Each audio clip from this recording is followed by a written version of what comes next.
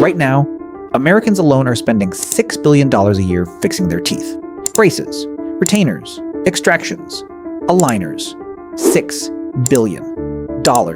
And here's the part that should keep you up at night. A caveman never spent a single dollar. Not because he didn't care, not because he was lucky, because he didn't need to. Archaeologists have dug up skulls from humans who lived tens of thousands of years ago, and what they found inside those mouths is almost insulting. Perfectly aligned teeth, not a single crooked incisor, zero crowding, zero braces required, and we, the most advanced civilization in human history, can barely fit all our teeth in our own mouths. So what happened? I want you to think about something for a second. Your dentist has probably told you your wisdom teeth need to come out. Maybe you've already had it done.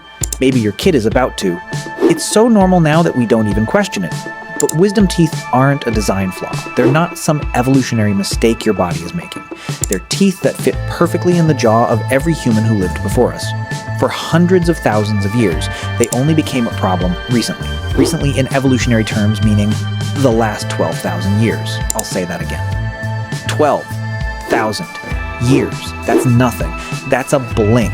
The Earth is 4.5 billion years old, and in the last 0.0003% of its existence, humans somehow forgot how to grow a jaw big enough for their own teeth. Something changed, and I bet you didn't know it has nothing to do with genetics. It has everything to do with what you eat. Here's where it gets weird.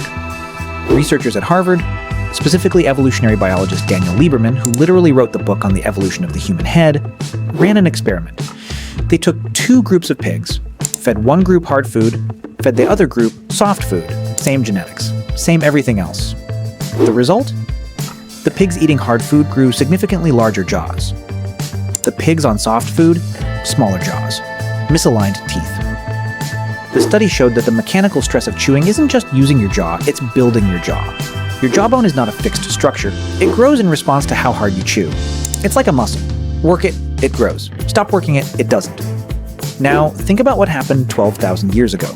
Humans figured out farming. We started eating cooked cereals, soft legumes, processed grains. We went from spending half our waking hours chewing raw meat and tough wild vegetables to soft, easy, fork and spoon food. And slowly, generation by generation, our jaws started shrinking. A study published in PLOS One analyzed the lower jaws and teeth of 292 archaeological skeletons, ranging from 28,000 to 6,000 years old. The verdict is clear. Hunter-gatherers had what scientists called almost perfect harmony between their jawbones and teeth. The moment farming began, that harmony started disappearing, the jaw shrank, the teeth didn't, and suddenly there's not enough room. That's dental crowding. That's your wisdom teeth getting impacted. That's the entire orthodontics industry, which is worth over $21 billion globally today. We created the problem, then we built a $21 billion industry to fix it. Let me give you the specific twist that blew my mind. We've been lied to about our own mouths, not maliciously, but the story we tell ourselves that wisdom teeth are some leftover evolutionary quirk, a vestigial body part we no longer need, that's backwards. Wisdom teeth aren't the problem. Our shrunken jaws are the problem. Professor Ron Pinhasi from University College Dublin, who led that 292 skeleton study, put it plainly. The lower jaw of early farmers is not simply a smaller version of a hunter-gatherer jaw. It underwent complex shape changes. The jaw didn't just get smaller, it changed shape entirely in response to the new diet. Meanwhile, our teeth evolved slowly. Much more slowly than jawbone. So the teeth stayed roughly the same size while the jaw was being remodeled by softer food across generations. The result is a mouth that doesn't fit itself. 1 in 5 people on Earth today has malocclusion. That's the clinical word for when your upper and lower teeth don't align properly. 1 in 5.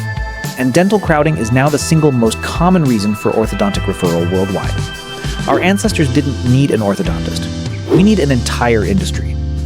Now, here's the layer that takes this even deeper.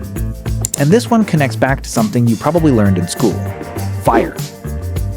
The control of fire, and later cooking, is credited as one of the biggest turning points in human evolution. Cooking made food more digestible, it unlocked more calories, it may have helped grow our brains. These are real benefits, but Lieberman and his team at Harvard point out there's a trade-off we never talk about. When we gave early humans raw goat meat to chew, and they actually tested this, people chewed and chewed and the meat barely broke down. It was like chewing gum. The jaw was working constantly. But the moment you start slicing, cooking, and processing food, even just a little, the jaw effort drops dramatically. Less chewing, less stress on the bone, less jaw growth. We traded jaw strength for brain size. And nobody told us the bill would come due in the form of a $5,000 Invisalign treatment. So here's where we are. Early humans had perfect teeth not because they were lucky and not because of better genes. They had perfect teeth because their jaws were getting a full workout every single day. The mechanical stress of hard food physically grew their jaws to the right size. Their teeth had room. Everything fit. We swapped that out for soft food, convenience, and cooking. And we've been paying orthodontists ever since. The fix isn't to go back to eating raw mammoth, but the research does point to something practical. How you eat matters as much as what you eat. Chewing harder foods, raw vegetables, fibrous meats, whole nuts, during jaw development in childhood may genuinely influence how the jaw grows. This is one of those cases where the ancient solution and the modern problem are more connected than anyone told us. Now I want to know, did you have braces? Wisdom teeth removed? Are you currently paying a mortgage to a dental clinic? Drop it in the comments. Because if this video is anything to go by, you are very much not alone.